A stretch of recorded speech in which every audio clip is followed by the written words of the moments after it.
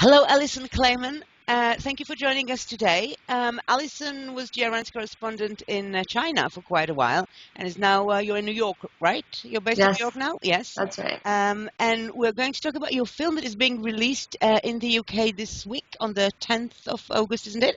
Ai Weiwei, Never Sorry. About the Chinese artist and dissident Ai Weiwei. I watched the film today, enjoyed it very, very much. I would recommend it to anybody. Mhm. Alison, could you tell us a bit about the process of making the film? What got you interested in Ai Weiwei? To what stage was that, and how did you make contact with him?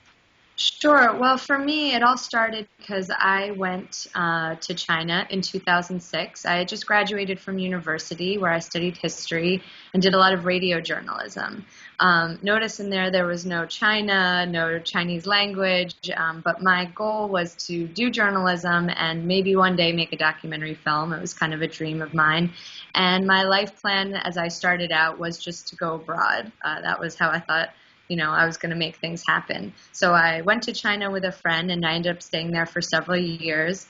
I was fortunate enough to get hooked up with GRN and to service a lot of different freelance clients, doing radio and a little bit of TV. And it was 2008 when my roommate was working on an exhibition of Ai Weiwei's for a local gallery in Beijing. And she asked if I wanted to make a video to accompany the show. The show was actually his New York photographs. He took about 10,000 photographs during the decade that he lived in New York in the 1980s. So my real first introduction to Weiwei was a very personal one. It was through getting to look at all of these photos from that time in his life.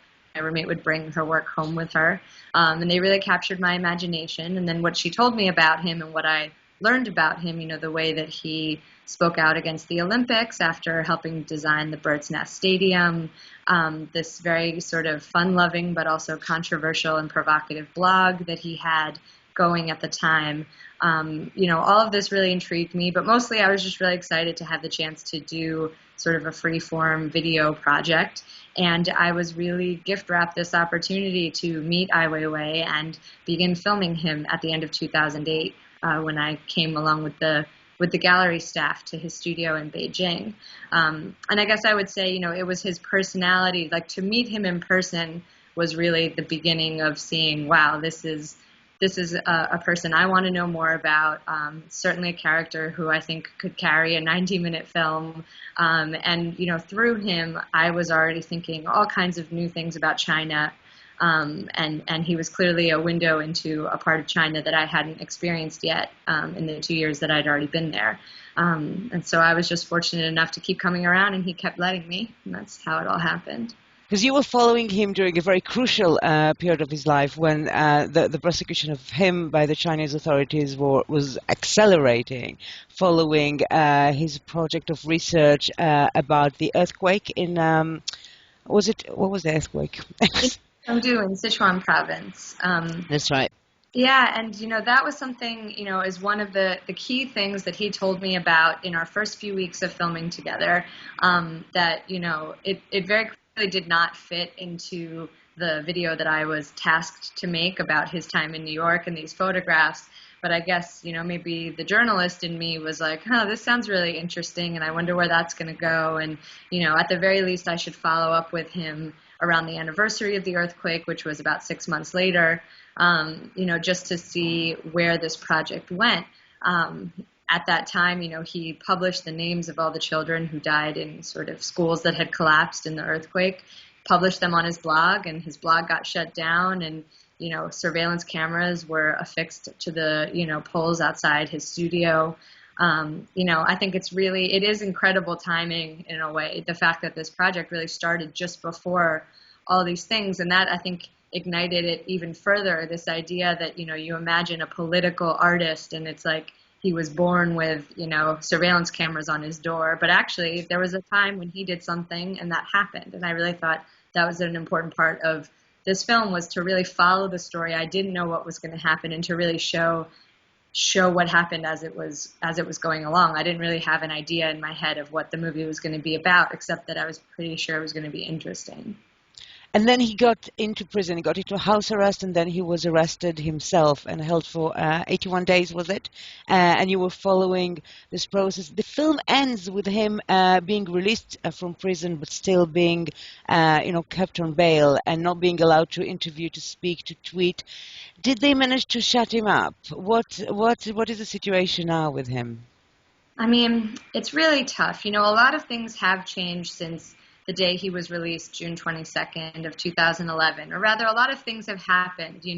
He was named the most important artist in the world by Art Review magazine, and he was slapped with a $2.4 million tax fine, for tax evasion charges that he has fought in the courts and very publicly made statements to the press, and he has slowly come back onto Twitter. He's done a lot of things.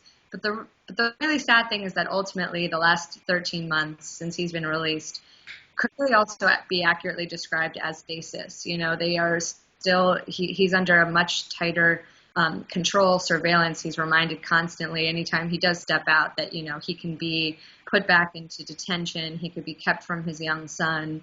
They could, keep him under, they could get him for any variety of charges that they are threatening, that he's under investigation for. And so in a way, he has come out. I mean, he hasn't been sitting in silence for the last 13 months, but he is under a much tighter sort of under their thumb. They're trying as hard as they can, and it has affected him. He's committed to the work that he's doing, but if you follow the way that he speaks and the way he feels confident about, what kinds of appearances he would make, it's qualitatively very different from the years that I captured in Never Sorry. And one of the biggest markers is that they still have not returned his passport to him. They said that was one of the conditions that he would have to be under for a year, which was to be unable to travel. But we're already past that deadline of 1 year, and they are still holding his passport, and they are still saying that they don't want him traveling. And so it's really difficult because we don't have that end date to kind of look to and say, oh, well, maybe things will change then. Now that we're on the other side of it, and that so many things are still the same, it kind of brings it can knock your hope down a little bit because you don't know where to pin it.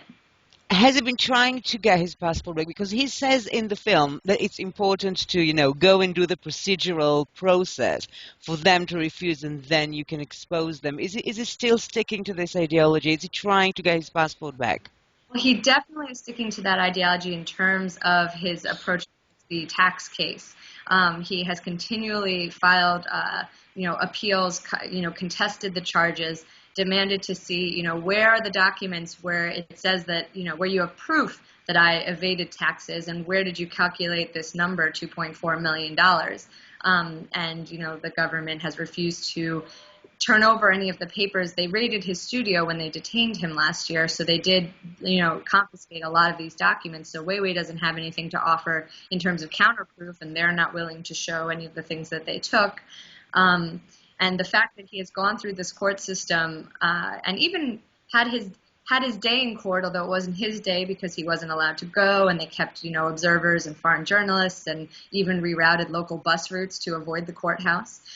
They really sort of, it's exactly like what you see in the film in terms of him going through the system, and he's just availing himself of what he, says are the rights that he has as a citizen, according to Chinese law.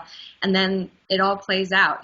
He's not orchestrating the way things look. He didn't force them to keep him from the trial or to keep, his observers and fans away from the courthouse. But it's like, it is that kind of little artistic element, the idea that he has the bravery to kind of set up these conditions to fight this charge, even though he knows he's unlikely to win.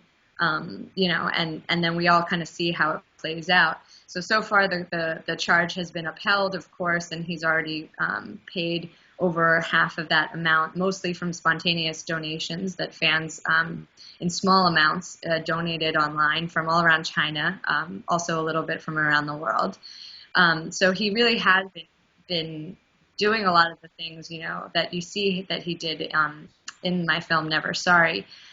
In terms of getting his passport back, though, it's just tough. I talked to him a few weeks ago, and he said, they give you all these different kinds of reasons, but it's not clear which reason is the one, and it's not clear who's making the decision. And it's really hard to operate when it's under that much uncertainty. Like he doesn't know what procedure to go through. What could he possibly do, not only to make them give it back, but what could he be doing to make it worse? Like it's not even clear what he could do that he shouldn't do or that he should do. So it's really, really tough. To what extent did your film or your contact with him get him into any additional trouble? Well, that's always, I think, working as a journalist in China, one of the first, lessons that is impressed upon you by other journalists. And I came as a young, kind of upstart. So I feel like I had a lot of advice from a lot of people. And the biggest thing is, do no harm. I feel like that is an environment where, where the consequences are very severe, and they're much more severe for Chinese citizens than for you as the reporter. Certainly as a white American accredited journalist, I felt like if I looked at what had happened to people in the past, in my case, it was the risk kind of maxed out at being denied entry to China, and the risk that he was facing and that other people who worked with him were facing was much higher. This was something I was always incredibly aware of, and I think my only principle above, make an entertaining film and get the footage and all that. But it's really interesting when you're working with a group of people who have so seized the very tools of documentary and transparency and social media, and really for him and the lawyers and other activists and artists and volunteers that he was working with, everybody was just as committed to putting as much online as possible and making things as transparent as possible, in a way for their safety, in a way that you might imagine you need to hide. They sort of would hide in the open, that gave them more power, because they couldn't be disappeared without people knowing about it, for example. So, I was always pretty cautious and always asking permission and all this stuff about filming. And in a way, I think I was often more cautious than Weiwei. There'd be, a shot that I'd be worried about putting in the film, and then I'd see he already put it online on YouTube himself. And then you think, oh, okay. But, a lot of the times, in some ways, it's kind of a blessing, because I could take my cues from him, and he was usually much more brazen than I might feel I personally had permission to be. So the reality is, a lot of the stuff that's in the film, pretty much everything except the sort of private moments, where you really get this intimate feeling about who he is. I mean, so much of it is in the public record in one way or another. You'd really have to be an obsessive Ai Weiwei fan and probably speak Mandarin to really have already watched and seen everything that happens, because it's about the storytelling and the research and putting it all together. But in a lot of ways, himself, I mean, he wants this movie out as widely as possible, and whether it's because he thinks it makes him safer or just because he believes that the truth should be out there, I can kind of take my cues from him. It was quite interesting and impressive how he seemed to almost have turned tweeting into a form of art in itself. He's using Twitter a lot, using YouTube a lot. He seems to really be connected to the social media as a means of art, not only something that has to do with his condition, with ability to communicate with the word. And that was quite clear from the film. Is that unique?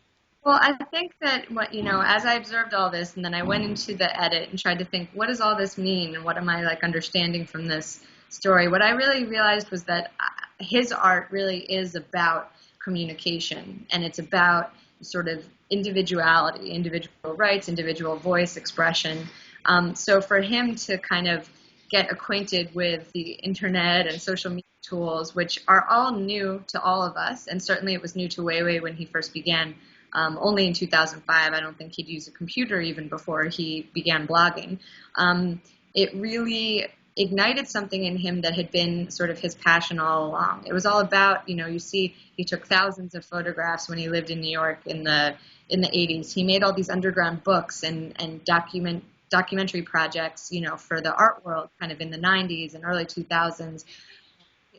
This was what he concerned him for so long. That's why he was also a curator, because he wants to sort of enable younger people and kind of put artists in dialogue, and that was something that was difficult to do in the climate in China, even in the late 90s and early 2000s.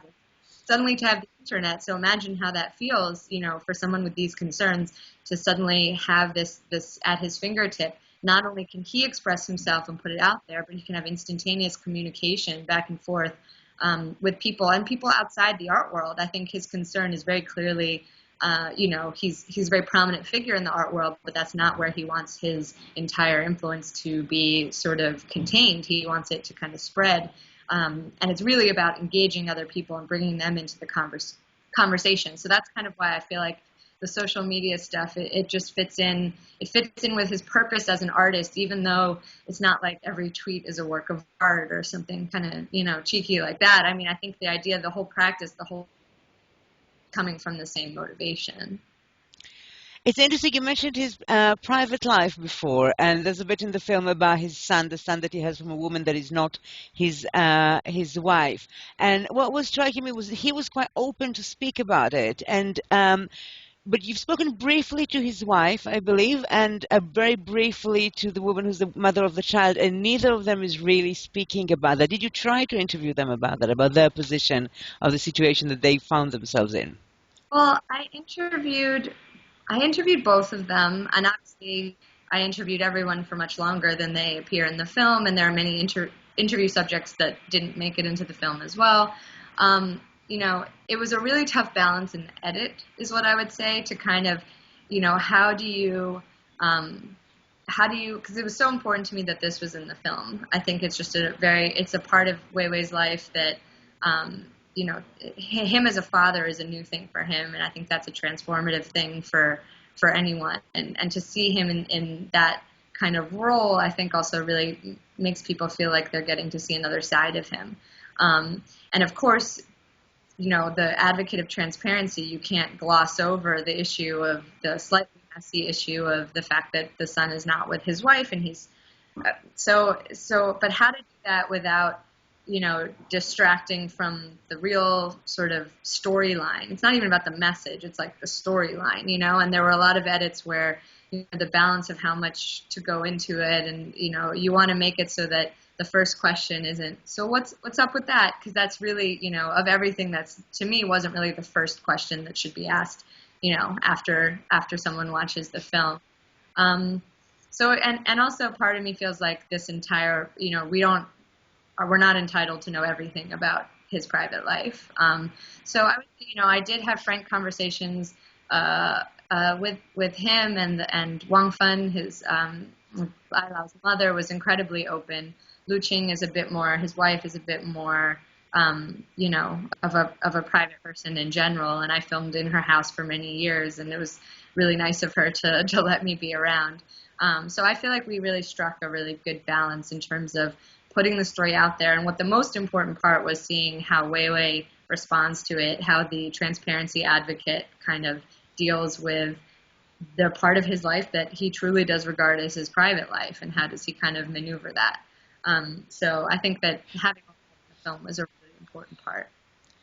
He has almost a rock star status in China and outside of China. And despite that, the Chinese authorities did keep him in prison for 81 days, did keep him in house detention, did hit him with this tax charges.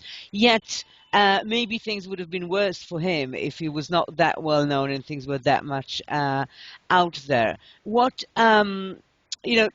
To what extent are the Chinese authorities sensitive to this kind of scrutiny, to the fact that people around the world are watching him or talking about him? To what extent do you feel that it keeps them at bay compared to the treatment of other dissidents?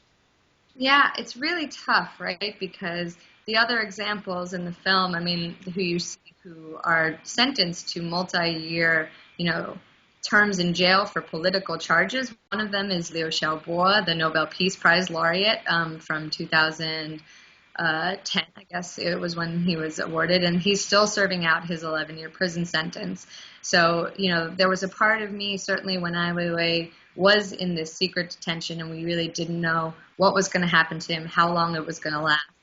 There was this incredible outpouring from around the world, and certainly I feel like State Departments speaking out for him, and it's a good thing, and the art world organizing all these protests and petitions, and it feels like a good thing. But there was always a part of me that was like, is this gonna harden their position. If they won't let out a Nobel Peace Prize winner, like, is this just going to make them double down on holding Weiwei? And I had some trepidation. I wouldn't never tell anyone not to sign a petition, but there was also a part of me that was like, I don't know what the rest of us can do to make them change their mind. And he was released 81 days later. And I really do think for me that was the biggest piece of evidence that certainly for Weiwei's case, it does make a difference. I do think that he has also a kind of international renown and also the kind of international connections, and maybe that are of a different nature. He has lived abroad for a long time. He's been shown in museums all over the world. He has this cultural and governmental, he connects to so many people, and he is an artist. I think for people that feels, in terms of the outcry, the fact that he's an artist and it's about freedom of expression, I really can't imagine who would be against giving an artist freedom of expression. I can't imagine why anyone would be against that. It's not as divisive as, saying this is a political figure or a lawyer or, a party leader. You know what I mean? It's like, it's just something that's so universal. And I think it does matter in Weiwei's case. And so I think that has to be a part of why, although right now he's walking a much finer line, he is very supportive of this film and he wants it to be out, and he's so excited by the fact that it's, going to be in theaters, available to the public in a mainstream way in the UK and the US and Germany and all these places. And I'm sure he can't wait till it's, bootlegged and out online in China. And I'm pretty excited about that too. And I just think for him, it's all about getting more out. And I think in his case, it is smart because it does help him, I think. So he likes it. That was going to be my next question. Has he seen it and does he like it? Which you've answered, I suppose. He did. Did you get a good feedback from him? Yeah, we showed him the film after he was released. Obviously, suddenly the idea of sort of a security for safety reasons for him to review the film, it felt really vital, and that we would be able to make changes if he had any. And we showed it to him before we premiered at Sundance in January. And he didn't ask to change a single thing. I mean, he's always really respected the project as being the work of another, artist. But, like as another independent voice and an independent look at him. And impressed by the editing and how dense it was. But I think right now he's way more excited even than he was when he first saw it and liked it. Again, because every day on Twitter he sees whatever it is, the audience responses, the articles, the reviews, everything's been so positive and people are so inspired. And it's not just about caring about him, but it's about using him as a model to think about what everyone can do in their own context. And I think that really, really excites him. So the film is really well received. I've seen great reviews. What's next for you? What are you planning? Are you going back to China? Are you going back somewhere else? Do you have a new story that captures your imagination? I'm starting to have a lot of ideas that are really exciting me in my head. My body is still very much doing the work of promoting this film, so I still have a couple months before I can throw myself into the next project, and whether it's some shorts or some journalism, a series, and eventually I do want to do more documentary film, but I definitely want to choose the subject wisely as I feel like now I've gotten like best subject ever, so I really want the next one to live up and be that rich and sort of and inspire that much curiosity within me. And I don't know, I hope I can go back to China, and whether I go back to China or go somewhere else, I do expect to try to, not necessarily to replicate, but to keep that open attitude and to be able to try new things and go new places where the story takes me. Do you think you might have a hard time getting into China, by the way, because of the film? It's possible. I haven't applied yet for a new visa, but I did go and visit Weiwei after he was released last year, which was already a time when, plenty of people were saying, oh, you're going to have trouble, da, da, da, and I did go back and I didn't have any problems. And, this film is really not an anti-China film in any way, and I think that I think that it's been clear, certainly to the Chinese and Chinese American audiences that have been seeing the film. So I guess I'm hopeful, but you never know. Alison, this film is being released on the 10th of August in the UK. Anywhere else in the world that it's being released soon? Sure. So it opened in theaters in June in Germany, so it's still held over in at least a couple cities, I believe, and it opened in Austria. It just opened in the US, and it's rolling out all across the country throughout the month of August. In the UK, there's a week of previews on starting August 3rd at the Curzon Soho Cinema in London, and then August 10th, it's opening all over the country. It's rolling out in Canada, and in the fall, it's going to be Australia, Spain, France, Scandinavia is opening in August. There's a lot of different places. We have Japan. Taiwan is going to open it in 2 theaters in Taipei in the fall, which is pretty big. Obviously, we're very much thinking whether we can do something in Hong Kong. But really, we're very active on Facebook and also on Twitter, and so we're also very responsive if someone's curious where in their corner of the world they'll be able to see the film. And I'll be traveling with it at least for another couple months, so hopefully it'll be getting around. Fantastic. So on Twitter, you're Ai Weiwei the film, it's called, isn't it? The Twitter handle? Handle is AWW Never Sorry. Never Sorry, that's what it's called on Twitter. Great. Alison, thank you very much. Thank you for speaking to us today, and good luck with the opening of the film, all these different places. We can only recommend for people to watch it. It's fantastic, and we're looking forward to talking to you from wherever you will be next time. Thank you. Thank you so much, Daphna. Thank Thank you. you. Bye.